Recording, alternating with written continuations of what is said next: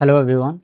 In today's lecture, we are going to start again our one word substitution, and this is the seventh class. I remember. तो A and B series हम previous videos में हम कर चुके हैं previous classes में. यहाँ से we are going to start C series.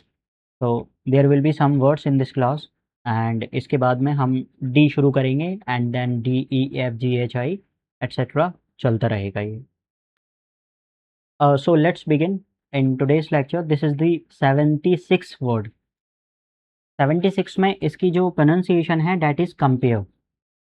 अच्छा, एक चीज़ और है and that is compare की अगर हम बात कर रहे हैं so पहले मैं इसका मीनिंग करा देता हूँ यहाँ पे. Wait. So this is the compare. What does it mean? It means a person. अक्सर आपने देखा होगा कहीं पर किसी प्रोग्राम में गए हों, so there is a host. उस प्रोग्राम में होस्ट होता है जो कि सभी लोगों को बुलाता है. ठीक है. So we can say compare is that person. It's a noun and this is a person. This is a person who host. जो क्या करता है? होस्ट करता है या फिर कंडक्ट करता है. We can say host और कंडक्ट. ठीक है. होस्ट और conduct a programme. A programme. ठीक है.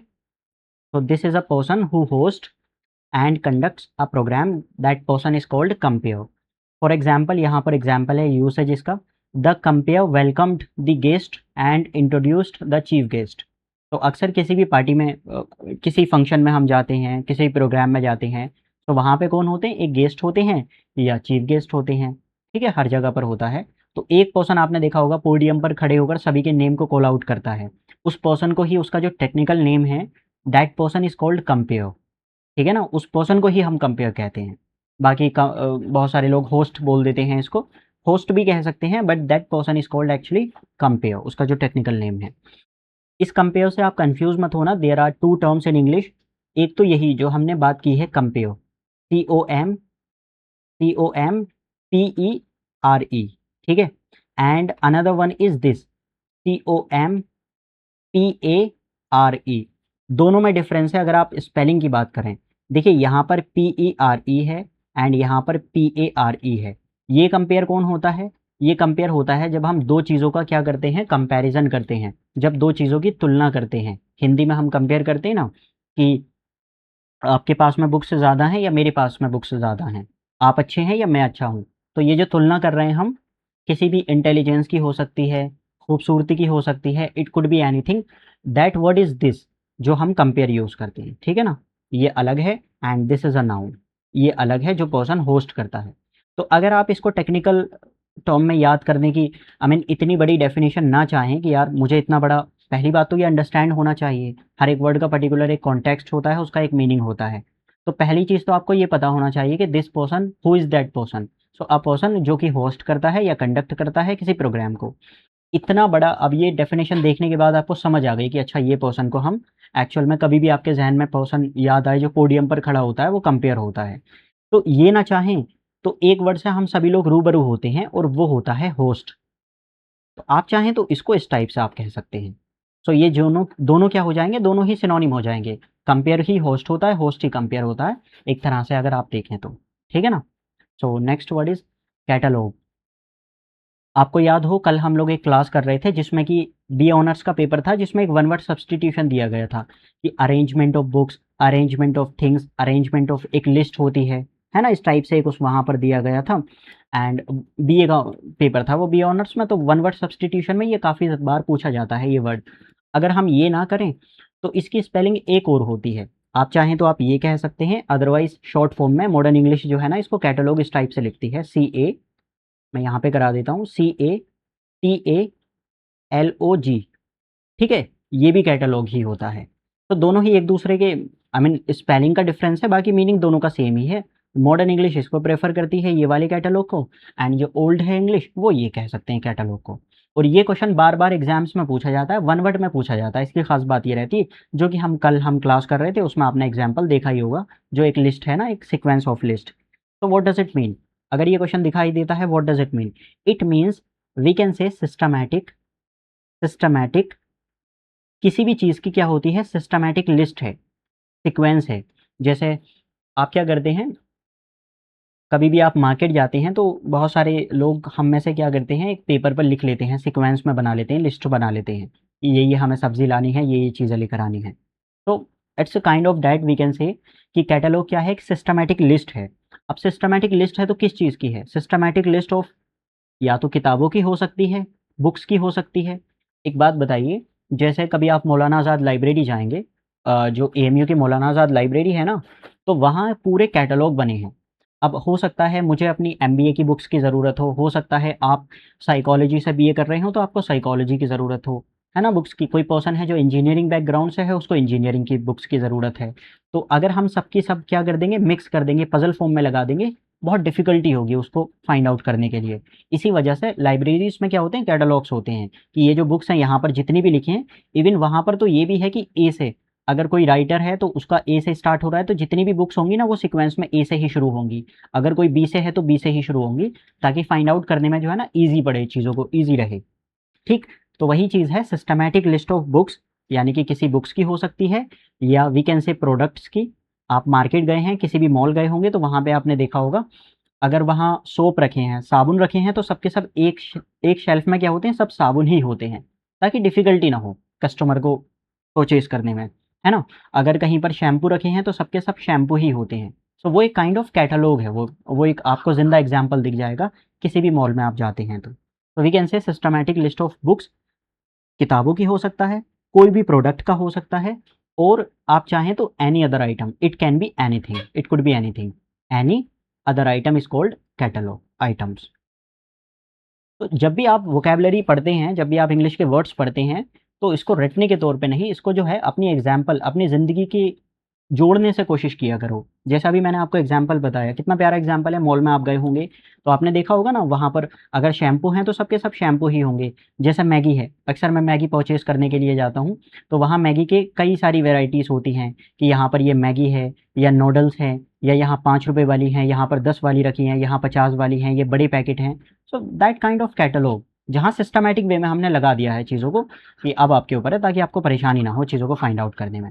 सिमिलरली ये बुक जो हम कल क्लास कर रहे थे, बीए वालों का एक पेपर था, वन वर्ड सब्स्टिट्यूशन, उसमें भी यही था कि a list of books that consist something like that, आगे को डेफिनेशन थी, एंड वो हमें बताना था कि उसका मीनिंग होता है कैटलॉग। तो कैटलॉग में हम क्या करते हैं, एक सिस्टमैटिक लिस्ट बना लेते हैं प्रोडक्ट की या किसी भी आइटम की। ठीक है? और अगर आप चाहें तो इसको यू कैन से, मतलब जो भी आइटम्स हैं उसको हम अरेंज करते हैं, है ना, बाई कैटेगरीज। क्या कह सकते हैं, we can write this items, कोई भी आइटम्स हैं, आइटम्स आर अरेंज, कैटलॉग में क्या किया जाता है, आइटम्स को अरेंज किया जाता है, are arranged by categories, by categories, जो मैंने अभी हिंदी में बताया आप लोगों को, इन अ लिस्ट, वही चीज़ों को हमने अंग्रेजी में कन्वर्ट कर दिया, यहाँ पर ट्रांसलेट कर दिया। ठीक है? सो एक एग्जाम्पल है यहाँ पर, the library has a catalogue of all it's books, यानी कि जितनी भी किताबें हैं इस लाइब्रेरी में, वहाँ कैटलॉग बना रखा है, जो भी आपको चाहिए आप सर्च कर सकते हैं। Next word is 78, symmetry and graveyard. कल भी हमने देखा था, कोई मुझे बता देगा व्हाट डज इट मीन? कब्रिस्तान। जी, कब्रिस्तान। अच्छा कब्रिस्तान, ओके। आर यू श्योर कब्रिस्तान ही है क्यों भाई? So this is the next word, symmetry and graveyard. Symmetry and graveyard, जब भी आप बी एल का पेपर देंगे, बी ऑनर्स का पेपर देंगे, तो वहाँ ऑप्शंस में आपको बार बार दिखाई देगा ये वर्ड सिमेट्री और graveyard. What does it mean? Cemetery and graveyard दोनों ही एक दूसरे के एक तरह से we can say synonyms, and Hindi वाले बहुत प्यारी चीज़ है ये। हिंदी में, क्योंकि देखिए हर चीज़ की ना डेफिनेशन लिखना ज़रूरी नहीं है, डेफिनेशन क्यों लिखते हैं हम, ताकि हमें इंग्लिश में मीनिंग उसका याद हो। अब वो जितने भी बच्चे हिंदी मीडियम से होंगे, है ना, आपका कोई स्टेट बोर्ड हो सकता है जहाँ आपने 12th हिंदी से किया हो, तो अक्सर क्या करते हैं, हर चीज़ को ट्रांसलेट करने की कोशिश करते हैं, बट देखिए इंग्लिश में ऐसा नहीं होता है। इंग्लिश में ऐसा नहीं होता है, उसका रीज़न ये है कि जैसे मैंने आपसे कहा था, क्यों नहीं होता है? जैसे हमने कहा था सिंक, सिंक का मतलब क्या होता है, डूबना होता है, अगर आप इसकी हिंदी की बात करें। एंड एक होता है ड्राउन, DROWN, इसका मतलब भी डूबना ही होता है। सो अब आप कन्फ्यूज़ हो जाएँगे कि यार मसला क्या है, मतलब यहाँ पर कैसे डूबना है, क्योंकि अगर आप हिंदी की बात करें इस वर्ड की तो ये भी डूबना है, इस वर्ड की बात करें तो ये भी डूबना है, but there is a difference. Sink क्या होता है, नॉन लिविंग थिंग्स के लिए यूज़ करते हैं, एंड ये हम लिविंग थिंग्स के लिए यूज़ करते हैं। इसीलिए हमें डेफिनेशन की ज़रूरत पड़ती है चीज़ों की, कि डेफिनेशन है तो है क्या उसकी। तो यहाँ पे आप चाहें सो आप इस टाइप से लिख सकते हैं। पहली चीज़ तो क्या, कि अ प्लेस, एक जगह, अ प्लेस जहाँ पर क्या किया जाता है, वेयर पीपल, जहाँ पर क्या किया जाता है, जहाँ डेड पीपल, पीपल नहीं बल्कि डेड पीपल कहना चाहिए, यानी कि जो मुर्दा लोग हैं, dead people are buried, are buried, यानी कि जहाँ डेड लोगों को दफनाया जाता है। ठीक। हिंदी में आप चाहें तो बहुत प्यारी चीज़ इसकी हिंदी में हो जाएगी। हिंदी में आप सिंपल, इतनी बड़ी डेफिनेशन लिखने की ज़रूरत ही नहीं है, आप सिंपल लिखो कब्रिस्तान। ठीक है, कब्रिस्तान। तो इन फ्यूचर आपसे कहीं भी कोई भी आपसे पूछता है कहाँ जा रहे हो, तो आप कह सकते हैं सिमेट्री जा रहा हूँ मैं। ठीक। एक चीज़ और है, यहाँ से एक वर्ड और हम लेते हैं, एंड क्रीमेटोरियम। क्या sir, crematorium, CREMATORIUM, crematorium, what does it mean. ये भी सेम ही है। ये क्या है सर, ये भी ऑलमोस्ट सेम ही है। A place where dead bodies are cremated. यहाँ पर क्या हो जाएगा, अ प्लेस, ये ऐसी जगह है जहाँ पर क्या होता है, a place where dead bodies, dead bodies, dead bodies are cremated, cremated, cremated. We can say कि क्रीमेट जो है ना वो वर्ब होती है, वो क्रीमेट स्पेशली बॉडी को जलाने के लिए यूज़ किया जाता है। ठीक है, टेक्निकल टर्म्स है, टेक्निकल टर्म है जो कि स्पेशली हम बॉडी को जलाते हैं। डेड के बाद में कोई इंसान मर जाए तो उसके बाद उसकी बॉडी को दहन किया जाता है, उसको ही क्रीमेट करना बोलते हैं। तो ये वो जगह है जहाँ पर a place where dead bodies are cremated. अब इसकी हिंदी कोई मुझे बता सकता है, इसकी हिंदी क्या होगी, आपने सुना होगा, अक्सर सुना होगा आपने, जैसे इसकी तो कब्रिस्तान है, व्हाट डज इट मीन। आपने सुना शमशान, है ना, शमशान, शमशान घाट सुना होगा आपने अक्सर, तो ये वही है, ये शमशान है। ठीक, वो कब्रिस्तान है तो ये शमशान है। कोई प्रॉब्लम तो नहीं है। सर ये क्रीमेटेड क्या होता है, क्रीमेट इज़ अ वर्ब जहाँ वी कैन से मतलब it's a process burning a body, burning यानी कि जलाना, किस चीज़ को, एक बॉडी को, burning a body, it's a verb. तो जिस प्लेस पर, अगर देखिए हम, वो बात अलग है, रिलीजियंस अलग अलग हो गई यहाँ पे। अगर कहीं पर दफना रहे हैं तो एक जगह ऐसी भी है जहाँ लोगों को जलाया जाता है, उसको हम लोग क्रीमेटोरियम बोलते हैं। तो there are three words, cemetery, graveyard and crematorium. So many famous people are buried in that cemetery. Example है, मतलब बहुत सारे फेमस लोग उस जो सिमेट्री उस कब्रिस्तान में है ना, उनको दफनाया गया है वहाँ पे। नेक्स्ट, जैसे आपने देखा होगा, आप जामिया गए हो तो जामिया के जिस स्टेशन पर उतरते हैं उसके जस्ट राइट साइड में ही क्या है, सिमेट्री है, कब्रिस्तान है। Next word is cartography. This is very famous word and बार बार एग्जाम्स में पूछा जाता है। कार्टोग्राफी क्या होता है, art of making maps, the science, और we can say art of making maps, यानी कि जो साइंस है या एक कला है, किस चीज़ को, मैप्स को बनाने की, नक्शों को बनाने की। तो यहाँ पे हमें क्या लिखना चाहिए, we can say the science, the science, the science और आर्ट ऑफ, किस चीज़ की आर्ट है ये, मेकिंग मैप्स, यानी कि नक्शे बनाने की जो कला है, मेकिंग मैप्स। अब ये तो हुई एक तरह से, वी कैन से जो किस चीज़ को शो करता है, कि स्टेट को शो करता है ना। कार्टो क्या होता है, कार्टो यानी कि मैप, एंड ग्राफी मतलब स्टडी, किसी की साइंस या फिर स्टडी। सिमिलरली जो पर्सन उसको बनाता है, भाई ये तो एक स्टेट हुई, है ना, ये तो एक आर्ट हुई, ये तो एक साइंस हुई, लेकिन जो इस चीज़ को परफॉर्म कर रहा है उसको हम लोग क्या कहेंगे, उसको हम क्या कहेंगे, sir that person is called cartographer. अगर आपसे कार्टोग्राफर पूछा जाए तो ये वो होता है जो इंसान मैप को बनाता है, कार्टोग्राफर। ठीक, तो ये भी दोनों सेम ही है। कार्टोग्राफर कौन हो जाएगा, दैट पर्सन जो क्या करता है, मैप बनाता है। तो यहाँ पर हम लोग लिख सकते हैं हु मेक्स मैप्स, जो इंसान बनाता है किस चीज़ को, मैप्स को बनाता है। ठीक, सो एग्जाम्पल यहाँ पर है, शी इज़ स्टडिंग, यानी कि वो पढ़ रही है cartography, she is studying cartography to become a professional map maker. तो आप इसको क्या कह सकते हैं, मैप मेकर भी कह सकते हैं, मैप मेकर है ये इंसान, मैप मेकर, यानी कि जो इंसान क्या करता है, नक्शे बनाता है। कोई लड़की है यहाँ पर, कोई गर्ल है जो कर रही है कार्टोग्राफी, पढ़ रही है, दिस इज़ अ आर्ट और we can say science. Next word is choir. इसकी जो प्रोनाउंसिएशन है दैट इज क्वायर। इसका ही एक सिनोनिम होता है विच इज कोरस। यहाँ पर हम लिखेंगे choir and the next word is chorus. यहाँ पर आप लिखेंगे इसको कोरस।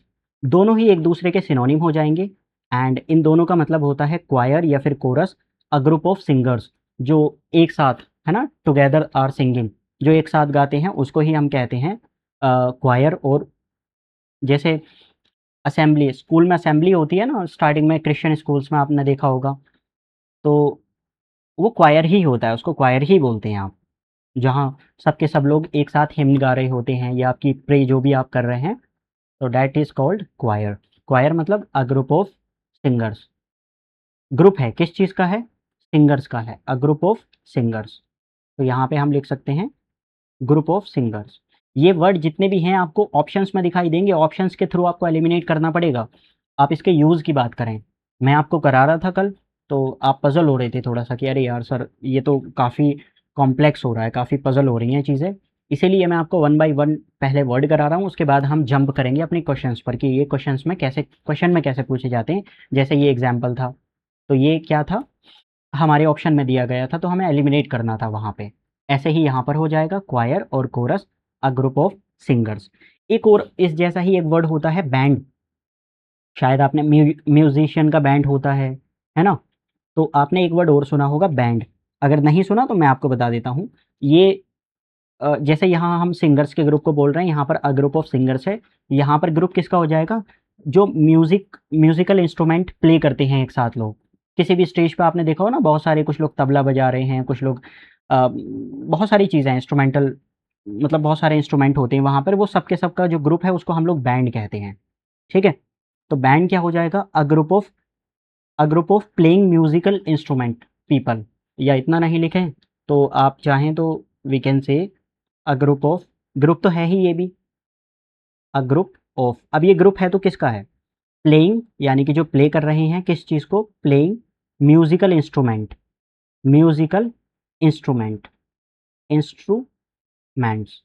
तो जब भी एक गाना बनाया बजाय जब भी गाने को क्या किया जाता है, कंपोज किया जाता है, तो बहुत सारे लोगों के द्वारा कंपोज किया जाता है। ऐसा नहीं है कि सिर्फ एक ही पर्सन हो, पीछे गिटार भी बज रहा होता है ना?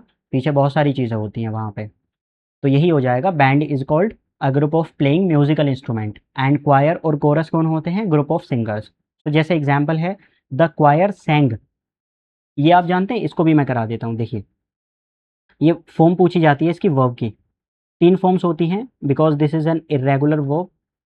तो यहाँ पे हो जाएगी sing. Sing is the first form of verb and sang is the second form of verb and sung is the third form of verb. तो इसमें कन्फ्यूज़ मत होना। फर्स्ट फॉर्म ऑफ वर्ब क्या होती है? सिंग। सेकंड फॉर्म ऑफ वर्ब क्या होती है? सैंग। And third form of verb क्या होती है? संग। ठीक है? इस जैसी एक वर्ब और कराई थी मैंने, आप लोगों को याद है? कई सारी वर्ब्स कराई थी। कोई बता सकता है उसमें से कौन-सी वर्ब ऐसी है जो आप लोगों को याद है? So the next word is chauffeur. इसकी जो प्रोनाउंसिएशन है दैट इज़ शोफर।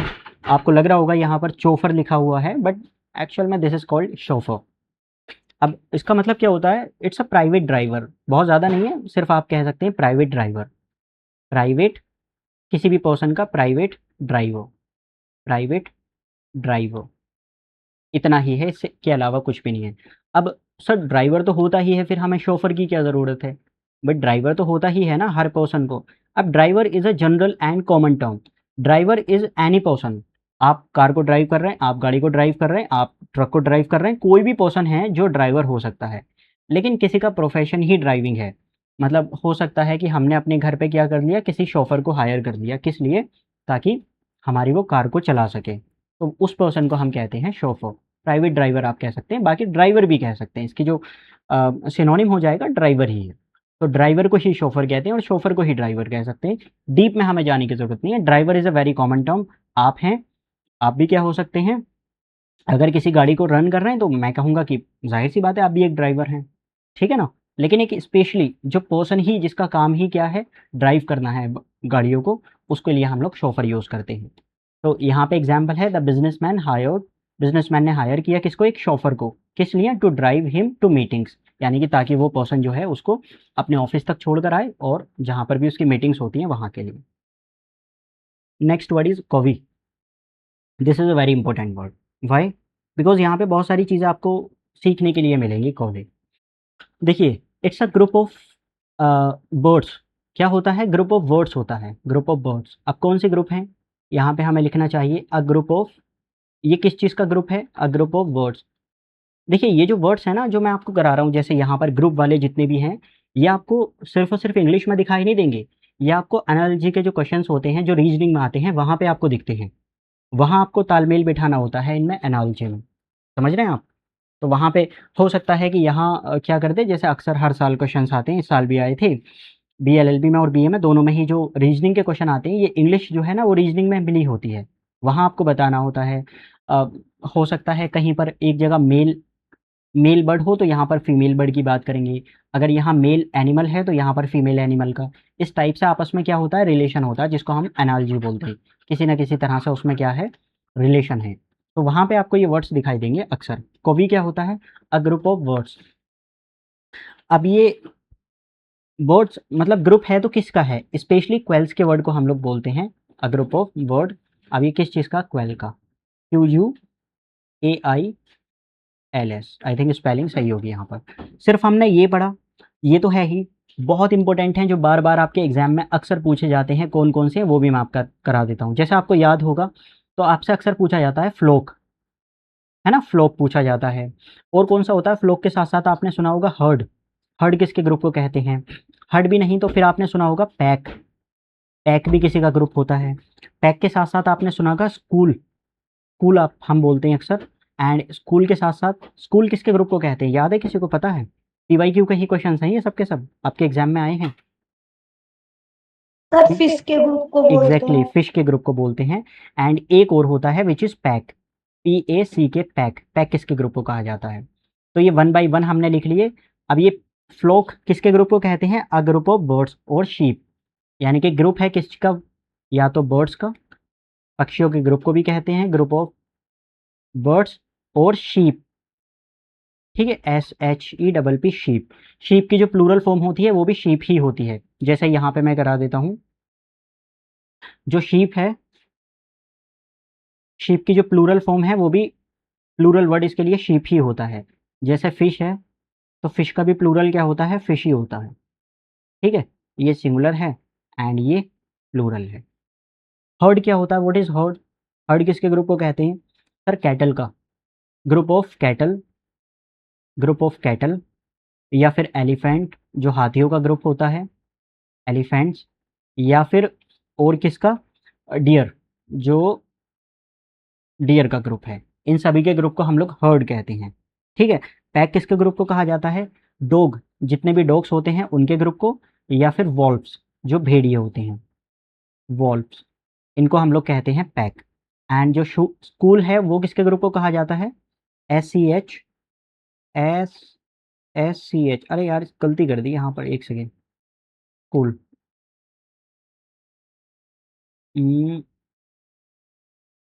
ये होती है। ठीक है, स्पेलिंग। ये किसके ग्रुप को कहते हैं हम? फिश। जो मछलियां हैं, मछलियों का जो पूरा एक आपने ग्रुप देखा होगा, झुंड देखा होगा, उसको ही हम लोग कहते हैं स्कूल। पैक किसके ग्रुप को कहा जाता है? सर पैक कहते हैं हम वॉल्व्स या फिर डॉग्स। दो दो बार कर दिया मैंने, अच्छा अच्छा ठीक है, यहाँ पे कर लिया हमने। तो यहाँ बेबी कर लेते हैं। एक और होता है वर्ड विच इज़ बेबी। ये भी बार बार आपके एग्जाम में पूछा जाता है। एंड इसका क्या मतलब है? इसका मतलब होता है ग्रुप ऑफ बर्ड्स और लार्क्स। ये भी है, बर्ड्स का ग्रुप हो जाएगा या फिर लार्क्स का ग्रुप। ठीक है, ये हो जाए। तो यहाँ से इतनी चीज़ें हमें मिली। कवि किसको कहते हैं? Group of birds and specially quails का। बाकी जनरली हम लोगों के लिए भी कह सकते हैं, जो छोटे बच्चों का ग्रुप होता है ना? कोई भी एक छोटा सा ग्रुप है, उसके लिए भी हम कवि कह सकते हैं। जैसे यहाँ पर लिखा है एग्जाम्पल में, अ कवि of children gathered around the story teller. कोई स्टोरी टेलर था, उसके आसपास छोटे बच्चे खड़े हो गए, छोटा सा ग्रुप है, उसको भी हम लोग कवि कह सकते हैं। We can also use for humans, not only for birds. Next word is curator. ये भी आपके एग्जाम में बार बार पूछा जाता है वन वर्ड सब्सटीट्यूशन में। क्यूरेटर कौन होता है? Care taker of a museum और आर्ट गैलरी। क्यूरेटर उसको हम कहते हैं। कौन है? सर क्यूरेटर है, वी कैन से यहाँ पर लिख सकते हैं हम लोग केयर टेकर यानी कि जो देखभाल करता है, किसकी देखभाल करता है, ये है केयर टेकर। केयर टेकर, अब ये केयर टेकर है, देखभाल कर रहा है किसकी, या तो म्यूजियम की, आपसे वन वर्ड में पूछा जाता है म्यूजियम में जो रहता है पर्सन उसको हम क्या कहते हैं, क्यूरेटर कहते हैं, या फिर आर्ट गैलरी, आर्ट गैलरी। ठीक, सो यहाँ पर है नीचे एग्जाम्पल, म्यूजियम क्यूरेटर, क्यूरेटर किसका, म्यूजियम। तो ये आप याद रख लेना इस टाइप से, ताकि आपको जहन में रहे कि म्यूजियम में कौन होता है, क्यूरेटर होता है। ठीक है, जैसे लाइब्रेरी में होता है लाइब्रेरियन, ऐसे ही म्यूजियम में कौन होता है, क्यूरेटर। हॉस्पिटल में कौन होता है सर, हॉस्पिटल में होता है डॉक्टर। ठीक है, कोर्ट में कौन होता है, कोर्ट में होता है लॉयर। ठीक है, स्कूल में कौन होता है, टीचर होता है। सिमिलरली म्यूजियम में कौन होता है, क्यूरेटर होता है। ठीक है जनाब, तो जो देखभाल के लिए रखा जाता है जिस पर्सन को, ये आप याद रखेंगे इस टाइप से। Explain the history of the artefacts, जो पुरानी चीज़ें थी, आर्टिफैक्ट्स मतलब जो old cheese. The next word is cosmopolitan, ये भी वन वर्ड में एग्जाम में पूछा जाता है बार बार आपके एग्जाम्स में। ठीक है, अब हु इज कॉस्मोपॉलिटन, जैसे यूसेज से हम समझने की कोशिश करते हैं, एग्जाम्पल से। यहाँ पर लिखा है Dubai is a cosmopolitan city where people from all over the world live and work together. ठीक है, दुबई क्या है सर, दुबई एक कॉस्मोपॉलिटन सिटी है जहाँ पर पूरी दुनिया से लोग रहते हैं और काम करते हैं, है ना, पूरी दुनिया से आकर वहाँ पर रहते हैं और काम करते हैं। आपने कॉस्मोपॉलिटन शायद पहली बार सुना हो या सुना भी होगा, लेकिन मेट्रोपॉलिटन ज़रूर सुना होगा। दिल्ली, जैसे Delhi is a metropolitan city, Delhi क्या है, मुंबई है, मुंबई क्या है sir, Mumbai is a metropolitan city.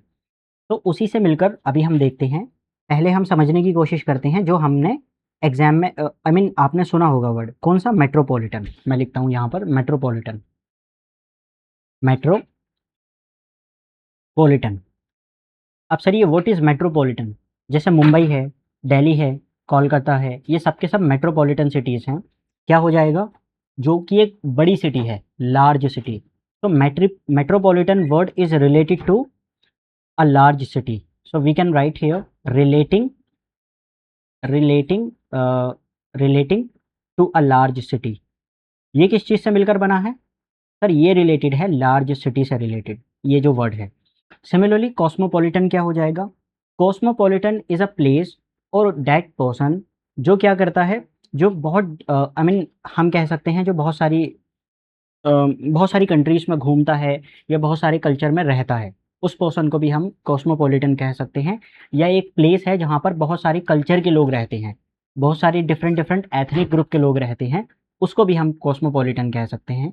तो ये जो है हम किसके लिए यूज़ कर लेंगे, ये टर्म हम किसी प्लेस के लिए भी यूज़ कर सकते हैं, and also we can use a person, we can use for a person. ठीक है, सो यहाँ पे हमें क्या लिखना चाहिए, अ पर्सन, या तो कोई इंसान है या कोई प्लेस है। जैसे दुबई है, Dubai is not a person, Dubai is a place, जो प्लेस है जहाँ पर विद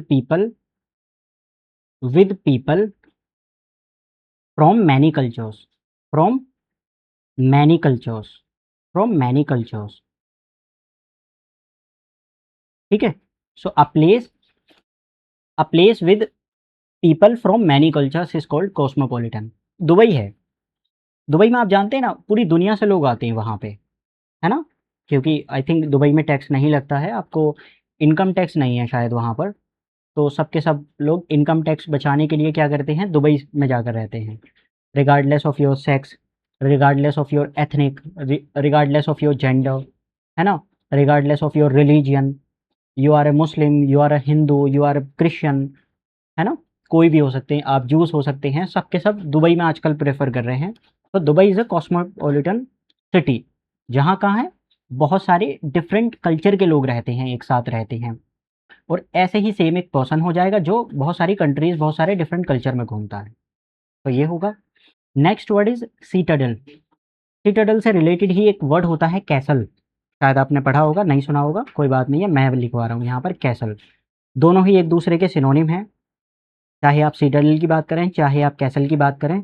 एंड ये क्या है, ये है क्ला, अ फोर्ट, या फिर कोई भी फोर्टिफाइड प्लेस, या तो कोई किला खुद में ही अपने आप में ही सीटाडेल है, या कोई भी एक प्लेस है जिसको हमने चारों तरफ से क्या कर दिया, फोर्टिफाइड कर दिया, है ना। जैसे संसद के लिए भी यूज़ कर सकते हैं हम। संसद is also a type of citadel.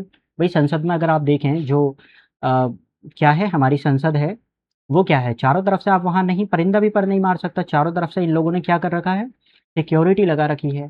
तो फोर्टिफाई जो करते थे पुराने ज़माने में किया करते थे, किस चीज़ से, दुश्मनों के अटैक से बचने के लिए। आजकल ज़माने में क्या करते हैं, आजकल गार्ड हैं, वहाँ पर बहुत सारे गार्ड्स मिल जाएंगे जिनके पास में क्या होंगी, गन्स होंगी।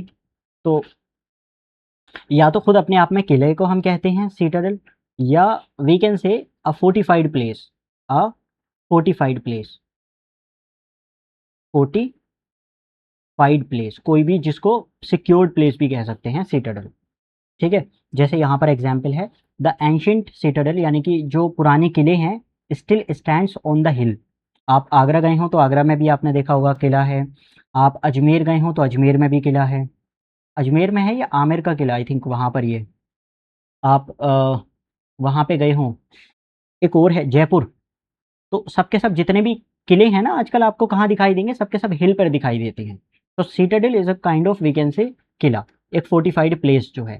तो यहाँ आप इसको कह सकते हैं फोर्ट। अब फोर्ट सभी जानते होंगे, फोर्ट। नेक्स्ट वर्ड इज कल। What does it mean? कल का मतलब होता है हिंदी में अगर आप चाहें तो हिंदी बहुत प्यारी होगी इसकी, लिखना छांटना, है ना, छांटना।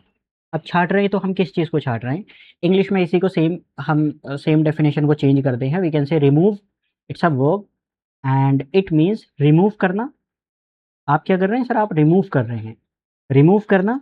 या फिर अब रिमूव करेंगे तो किसको करेंगे, अनवांटेड या अनडिज़ायरेबल चीज़ों को, अनवांटेड जिसको हम नहीं चाहते, अनवांटेड, रिमूव अनवांटेड पीपल, या तो लोग हो सकते हैं या फिर कोई चीज़ें हो सकती हैं, या अनडिज़ायरेबल भी लिख सकते हैं अनवांटेड की जगह। ठीक है, कल means it's a verb and it means remove unwanted people और थिंग्स। ठीक है ना, रिमूव करना अनवांटेड पीपल और थिंग्स। हिंदी वाले चाहें तो यहाँ पर बाद में लिख लेना छाटना। अब इसके जैसे ही एक और वो होती है verb and it's a phrasal verb, we can say weed out. क्या मतलब, वीड आउट। वीड आउट का भी ये सेम ही मतलब है जो कि होता है आपका cull. So we were talking about the cull, मतलब इसकी जो प्रोनाउंसिएशन है वो भी कल ही होती है, जो मैंने बोला था कल। कल मीन्स, कल इज अ वर्ब, रिमूव करना। अब रिमूव कर रहे हैं तो किस चीज़ को रिमूव कर रहे हैं, अनवांटेड या अनडिजायरेबल, मतलब जिसको आप चाहते नहीं हैं, या तो लोग हो सकते हैं या चीज़ें हो सकती हैं। ठीक है ना, कोई भी आपके ग्रुप में कोई लोग हैं, जैसे बहुत सारे दोस्त होते हैं आपके ग्रुप में, कुछ लोग ऐसे होते हैं जिनको आप चाहते नहीं हैं कि यार ये हमारे ग्रुप में ना हो, इसको निकालो। तो दैट प्रोसेस इज कॉल्ड कल। एंड इसकी ही एक फ्रेजल वर्ब होती है वीड आउट, इसका मतलब भी होता है छाटना। हिंदी में आप लिख सकते हैं चाहें तो छाटना। जैसे एग्जाम्पल है द वाइल्ड लाइफ डिपार्टमेंट। अब ये डिपार्टमेंट किस चीज़ का, वाइल्ड लाइफ का, यानी कि जो जंगली जानवर होते हैं। डिसाइडेड, उन्होंने डिसाइड किया, किस चीज़ का डिसाइड किया, टू कट डिसीज्ड एनिमल्स, यानी कि कल करने का, सॉरी कट मैंने बोल दिया, कल करने का। कल मतलब छांटने का, किनको, डिसीज्ड एनिमल को, यानी कि जिनको बीमारियां थी। किस चीज़ के लिए, to protect the rest of the population. भाई ऐसा होता है, आपने सुना होगा कि कंटेजियस बीमारियां होती हैं, कंटेजियस मतलब जो छूने से आती हैं किसी पर्सन को। तो अगर आप बीमार आदमी के साथ में रहेंगे तो चांसेस हैं, बहुत ज़्यादा चांसेस हैं कि उसके जो बैक्टीरिया हैं वो आप पर भी अटैक कर दें। तो इसीलिए जो वाइल्ड लाइफ के डिपार्टमेंट के लोग थे, उन्होंने किया, छांटने की कोशिश की कि जो डिसीज़, यानी कि हमारे जो वाइल्ड लाइफ में जितने भी बीमारी वाले जानवर हैं उनको हम लोग इसमें से क्या कर देते हैं, कल कर देते हैं, निकाल देते हैं, ताकि जो बची हुई पॉपुलेशन है उसमें बीमारियां ना फैलें। ठीक, आगे बढ़ते हैं। Next word is cavalry. What does it mean? इसका मतलब होता है जो फाइटर हैं, यानी कि जो सोल्जर्स हैं, जो किस चीज़ पर लड़ते हैं, हॉर्स बैक पर, यानी कि घोड़ों पर जो लड़ते थे ना, जो सोल्जर्स होते हैं घोड़ों पर लड़ते थे, उनको हम लोग बोलते थे कैवलरी। क्या बोलते थे, यहाँ पर मैं लिखवा देता हूँ, सोल्जर्स। ये कौन से हैं, सोल्जर्स, जो क्या करते हैं, जो फाइट करते हैं, who fight, FIGHT, who fight, किस चीज़ पर फाइट करते हैं, घोड़ों पर, हॉर्स बैक, हॉर्स बैक। अब ये तो पुराने ज़माने में होता था, है ना, बहुत पुराने ज़माने में आपने देखा होगा, पहले के राजा महाराजा ऐसे लड़ते थे हॉर्स पर। आज के जो सेम ये जो टर्म है मॉडर्न टेक्नोलॉजी में जो है ना वो चेंज हो चुकी है। अब कैवेलरी हम किसको बोलते हैं, अब बोलते हैं in modern warfare cavalry units often operate tanks instead of horses. भाई पुराने ज़माने में लोग घोड़ों पे लड़ते थे, तो जो पूरी यूनिट होती थी उसको हम लोग कैवलरी कहते थे। लेकिन आज के ज़माने में घोड़ों पर तो कोई लड़ता नहीं है, आजकल क्या है, टैंक हैं, है ना? और कैनन्स हैं, इन चीज़ों के द्वारा लड़ा जाता है। तो इसीलिए मॉडर्न वॉरफेयर में इस वर्ड को ही हम कह देते हैं कैवलरी, ठीक है? बाकी पुराने ज़माने में एंशिएंट में, बिकॉज़ आपके एग्ज़ाम में आज भी रिलेवेंसी है उन चीज़ों की, तो आप ये लिख सकते हैं कि जो सोल्जर्स हैं जो फाइट करते हैं किस चीज़ पर, घोड़ों पर, हॉर्स बैक पर। अच्छा, बहुत सारे फाइटर ऐसे हैं जो किस पर लड़ते हैं, फूट पर लड़ते हैं। भाई पुराने ज़माने में बहुत सारे फाइटर ऐसे होते थे जो घोड़ों पर लड़ते थे, एंड दूसरी उनकी एक यूनिट ऐसी होती थी जो पैरों पर लड़ती थी, तो उसको हम कहते थे इन्फेंट्री। इन इन्फेंट्री इन्फेंट्री कौन सी यूनिट होती है, आज भी है, इंडियन आर्मी में भी है, सब जगह है। ये कौन से सोल्जर्स हैं जो इन पर्सन लड़ते हैं, या we can say in person लड़ते हैं, या जो लड़ते हैं किस चीज़ पर, यहाँ पर मैं लिख देता हूँ ऑन फुट, ठीक है? ये हो जाएंगे। तो आपको याद करना है तो आप याद कीजिए कैसे। जो सोल्जर्स हैं जो पैरों पर लड़ते हैं, फुट पर लड़ते हैं, उनको हम लोग बोलते हैं इन्फेंट्री। एंड जो सोल्जर्स हैं जो हॉर्स बैक पर लड़ते थे, या आज के मॉडर्न ज़माने में जिनके पास टैंक होती हैं, जिनके पास कैनन होती हैं, उनको हम कहते हैं cavalry, on foot, on horse back, ठीक है? Next word is colt. There are so many words related to this term. What is colt? Colt होता है कोई भी यंग मेल हॉर्स। आपको लग रहा होगा कि अरे यार सर क्या पढ़ा रहे हो, ये तो आप जब रीजनिंग का पेपर देखेंगे ना तो वहां पर आपको एनालॉजी में ये सारे क्वेश्चंस दिखाई देंगे। कोल्ट क्या है सर? कोल्ट है यंग यंग मेल हॉर्स, ठीक है? छोटा मेल हॉर्स को हम लोग कहते हैं कोल्ट। अच्छा, ऐसा भी है यंग फीमेल हॉर्स के लिए भी कोई टर्म होगी, बिल्कुल है, तो उसको हम लोग कहते हैं फिली, FILLY। फिली होती है कौन? यंग फीमेल हॉर्स, यानी कि ये भी यंग है, बट ये कौन है? ये है फीमेल हॉर्स, फीमेल हॉर्स, ठीक है? सिमिलरली दोनों के लिए भी एक कॉमन टर्म है, जैसे एलुमिनस है, एलुमनी है, ठीक है? मेल और फीमेल के लिए। सिमिलरली एक हमारे पास में है फॉल, FOAL, फॉल। ये कौन है? ये दोनों के लिए है। This term is used for both young horse, ये यंग हॉर्स हैं। अब ये यंग हॉर्स हैं तो कौन है? ये मेल भी हो सकते हैं एंड ये फीमेल भी हो सकते हैं, कॉमन टर्म है, मेल और फीमेल दोनों के लिए है, ठीक है? ये दोनों के लिए है। सिमिलरली हमने कौन देख लिए? यंग देख लिए। अब यंग के साथ साथ हमें कौन देखना पड़ेगा? जो कि अडल्ट होते हैं। तो अडल्ट मेल के लिए हम लोग यूज़ करते हैं स्टैलियन, स्टैलियन। ये कौन है? ये है अडल्ट, अडल्ट मेल हॉर्स, ठीक है? Adult mail horse. सिमिलरली एक और है, दैट इज मेयर। आपने अक्सर सुना होगा मेयर। मेयर कौन होती है? अडल्ट फीमेल हॉर्स, जिसको हिंदी में क्या कहते हैं भाई? हिंदी में बताना ज़रा, कोई बता सकता है? हाँ, अडल्ट फीमेल हॉर्स। भाई इसको हम लोग घोड़ा कहते हैं, इसको जो है घोड़ी कहा जाता है, मेयर को। एंड इनके जो यंग बच्चे हैं, हिंदी में I don't have any idea about Hindi में क्या कहते हैं, बट इंग्लिश में कोल्ट कहा जाता है। यंग मेल हॉर्स है, फीमेल के लिए फिली, दोनों के लिए एक हमारे पास ये है, ये अडल्ट के लिए है, एंड ये है हमारे पास किसके लिए? जो फीमेल अडल्ट है। तो the colt was too young, यानी कि कोल्ट जो है बहुत छोटा था, to take part in the race. इतना छोटा था कि वो रेस में क्या नहीं कर सकता था? पार्टिसिपेट ही नहीं कर सकता था, बहुत छोटा था, यंग था काफ़ी ज़्यादा।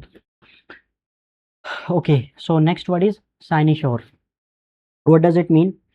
Centre of attraction, centre of attraction या फिर सेंटर ऑफ अटेंशन। जैसे कोई सेलिब्रिटी होते हैं, तो बहुत सारे आपने इंटरव्यूज़ देखे होंगे जहाँ पर कोई भी एक्ट्रेस हैं, वो अपना क्या दे रही हैं? इंटरव्यू दे रही हैं, लेकिन पीछे से भाईजान आते हैं, यानी कि सलमान खान। तो सारा जितने भी कैमरामैन हैं, जितने भी वहाँ पर रिपोर्टर्स हैं, वो उनका सब सेंटर ऑफ अट्रैक्शन कौन बन जाते हैं? सलमान भाई बन जाते हैं।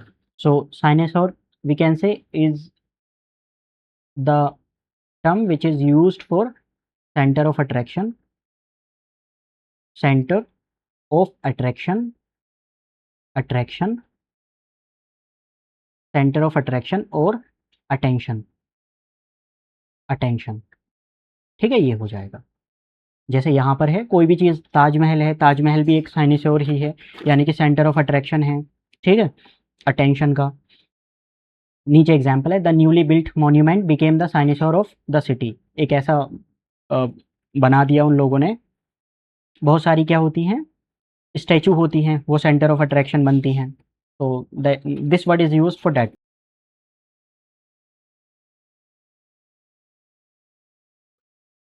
तो हम लोग क्या बात कर रहे थे, वर्ड नंबर 91। ये वर्ड आपको बीएलएलबी में दिखाई दे जाएगा। बीएलएलबी का इसी बार का जो 2025 का पेपर था, वहाँ पर ये वर्ड दिया गया था। अब ये होता है नाउन। हिंदी में इसको बोलते हैं, आपने सुना होगा, राज तिलक या राज्यभिषेक। जो राजा किंग होते थे, क्वीन होते थे पहले, उन लोगों का ना एक स्पेशल सेरेमनी होती थी जिसमें उनको जो क्राउन है उसको पहनाया जाता था। उसी के लिए है, उसी चीज़ को हम कोरोनेशन कहते हैं। इसका मतलब हो जाएगा सेरेमनी। अब ये सेरेमनी है तो कौन सी सेरेमनी है? सेरेमनी ऑफ क्राउनिंग, यानी कि जो राज्यभिषेक किया जाता है, crowning, ceremony of crowning, NING। आज ये हैंग चल रहा है, पता नहीं क्या हुआ इसमें। फिर से ब्रेक होने लगी आवाज।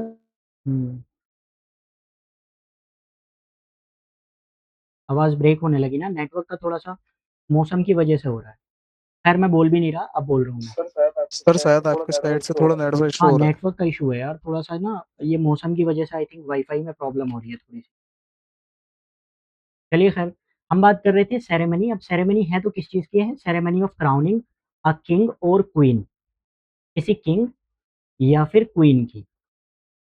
किंग और क्वीन से हम क्या समझे हिंदी में? आप चाहें तो हाँ, हिंदी में आप लोग लिख सकते हैं, राज राज तिलक बोलते हैं या राज्यभिषेक, इस टाइप से कहा जाता है। ठीक है? यानी कि जो एक किंग और क्वीन होते हैं उनको ऑफिशियली जो डिक्लेयर किया जा रहा होता है। आप राजा हैं, आप चाहते हैं कि आपका बेटा बने, तो उसकी एक सेरेमनी होती है ना, पहले आपने मूवीज में भी देखा होगा। एंड होता था, अब तो आजकल तो खैर है नहीं।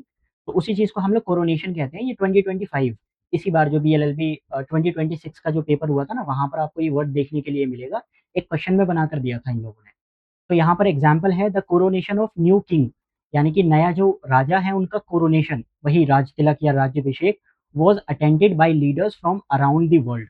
यानी कि पूरी दुनिया से क्या आए थे, बहुत सारे लीडर्स आए थे, किस चीज़ के लिए?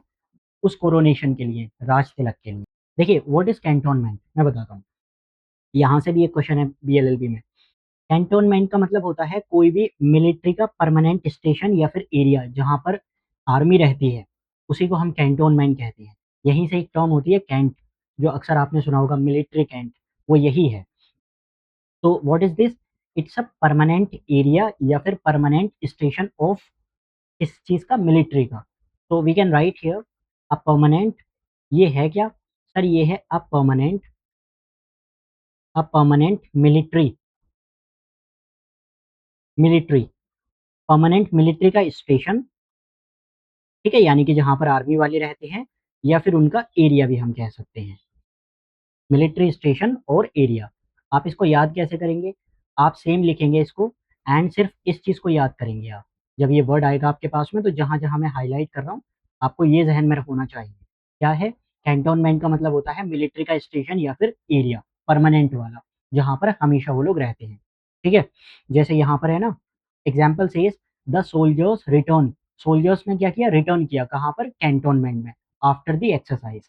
यानी कि वो उनकी जो एक्सरसाइज थी, उनकी जो ट्रेनिंग थी, उसके बाद दोबारा से कहाँ पर आए? कैंटोनमेंट में आए अपने, और अपना जो परमानेंट उनका एरिया है और जो घर है। ठीक है? इसके रिलेटेड ही दो टर्म्स और भी आपको मिलेंगी, which is barracks and garrison. Garrison exam में है, और ये आपको दिखाई देगा गैरिसन वहां पे रीजनिंग में आपको देखने के लिए मिलेगा, जब आप एनालॉजी के क्वेश्चन करेंगे तो एक और मैं करा देता हूँ, विच इज बैरक्स, BA। यहाँ पर हम लोग लिखते हैं BARRACKS।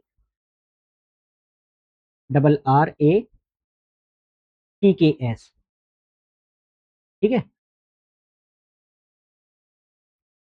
कहाँ पर है? ये है, हम इसकी बात कर रहे थे। नो सर, नो प्रॉब्लम, ठीक है। हाँ, देखिए, अभी तक मैंने ये देखा था, या आप लोगों ने क्या देखा था? हमने ये देखा था कि ये होता है, what is cantonment? Cantonment is an area. कौन सा एरिया है? जहाँ पर मिलिट्री मिलिट्री पर्सनल होते हैं, उसका पर्सनल परमानेंट स्टेशन है या फिर उनका एरिया है। ठीक है? इसी के जैसी एक टर्म और है, विच इज बैरक्स। अब ये क्या है सर? यहाँ पे क्या होता है? यहाँ पे होता ये है कि जो बिल्डिंग है, मतलब ये तो एक परमानेंट एरिया है, बट इसके बारे में हम बात करें तो ये क्या होता है, इसके जैसा ही सिनोनिम ही है ये भी इसी का।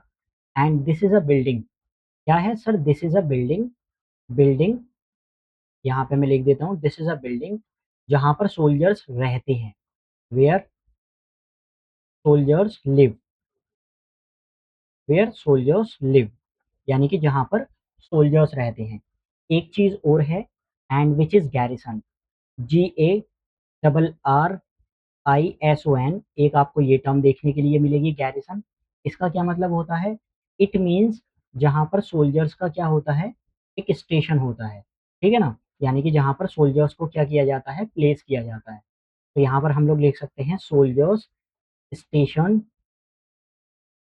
ठीक है, soldiers station at a place, at a place.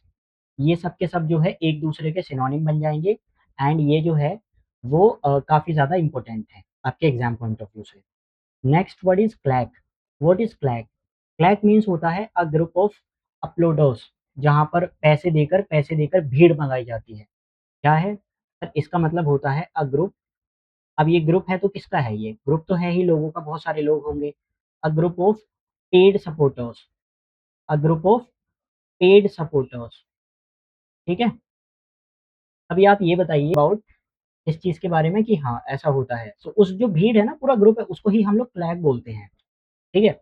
अब ये डिपेंड करता है, जैसे बहुत सारे जो एक्टर्स होते हैं जिनका डेब्यूट होता है, एक मूवी आई थी ना, सैयारा मूवी आई थी, तो उसके बारे में भी यही कहा गया था, अगर आपको याद हो तो।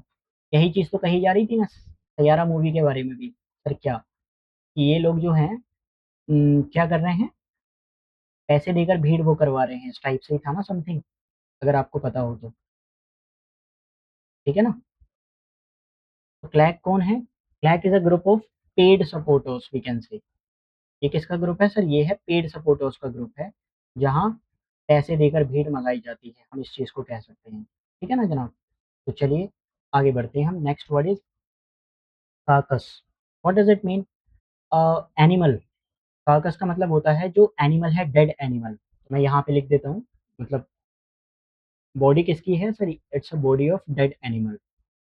कार्कस का मतलब है डेड बॉडी ऑफ एनिमल,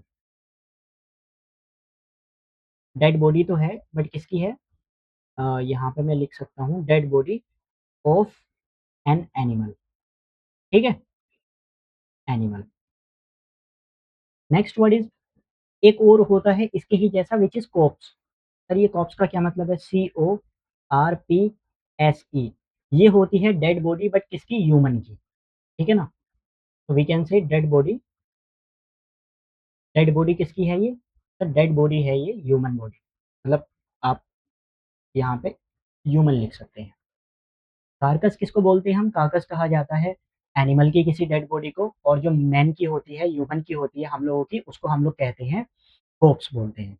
जैसे यहाँ पर है फार्मर्स रिमूव, यानी कि फार्मर जो है उन्होंने क्या किया, रिमूव किया किस किस को, बहुत सारी बॉडीज को। यहाँ पर है ना the carcass of dead cow from the field, यानी कि कोई काउ थी, कैसी काउ थी, मरी हुई काउ, तो वहां से उन्होंने फील्ड से उसको रिमूव कर दिया। तो कार्कस का मतलब होता है डेड बॉडी किसकी, एनिमल की, एंड कोप्स जो है वो ह्यूमन के लिए हम लोग यूज करते हैं। Next word is calligraphy, what does it mean. Calli का मतलब होता है ब्यूटीफुल, एंड ग्राफी का मतलब होता है लिखना। ये जो कैली है ना, दिस इज अ प्रीफिक्स, इस कैली का मतलब होता है ब्यूटीफुल, ब्यूटीफुल, ठीक है। एंड ये जो ग्राफी है, इसका मतलब होता है राइटिंग, लिखने से रिलेट किया जाता है इसको। तो हम लोग कह सकते हैं art of beautiful writing, this is all about art of beautiful writing, art of beautiful, art of beautiful writing, beautiful writing. जब आप कॉन्स्टिट्यूशन पढ़ेंगे ना, जब आप इंडियन कॉन्स्टिट्यूशन पढ़ेंगे, पॉलिटी पढ़ेंगे, तो वहाँ पर आपको ये पढ़ाया जाएगा, दो लोगों के नाम होंगे कि जिन लोगों ने कॉन्स्टिट्यूशन को कैलीग्राफी से मतलब उन पर कैलीग्राफी की है। कैलीग्राफी का मतलब जिनको जिन्होंने अपने हाथ से लिखा है, ठीक है ना। कैलीग्राफी एक तो आपको याद, फिर वॉइस ब्रेक हो रही है। No sir. सही तो है यार। तो कैलीग्राफी का मतलब होता है आर्ट ऑफ ब्यूटीफुल राइटिंग। आप जितने खूबसूरत तरीके से लिखते हैं उसी को कहा जाता है कैलीग्राफी।